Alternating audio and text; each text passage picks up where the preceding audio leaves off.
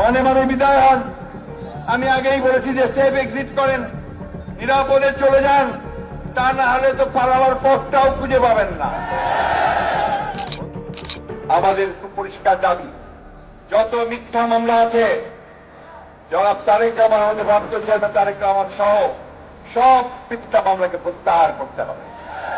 আমরা আগেই বলেছি আমাদের দেশের থেকে খালেদা জিয়াকে মুক্তি দিতে হবে, প্রত্যাহার করতে হবে, আর অবিলম্বে পদত্যাগ করতে হবে। তাই বন্ধুগণ, বক্তব্য আর দীর্ঘ করব না।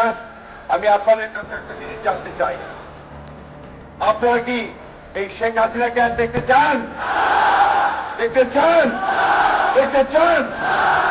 শেখ হাসিনা আপনি পদত্যাগ করুন, এবং আজ থেকে যে আন্দোলন শুরু হলো আমাদের, সেই আন্দোলন আমরা সারা বাংলাদেশে ছড়িয়ে দেব। সেই আন্দোলনের মধ্য দিয়ে এই সরকারকে অবশ্যই আমরা পতন ঘটাবো এবং জনগণের সরকার প্রতিষ্ঠা করব। আমাদের নেতা তারেক রহমান সাহেব কি বলেছেন? ফয়সালা হবে কোন পথে? ফয়সালা হবে কোন পথে? ফয়সালা হবে কোন পথে?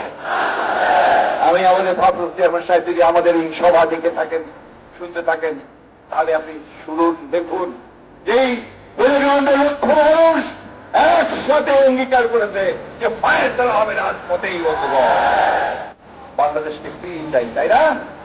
কি স্লোগান দিয়েছেন? Take back!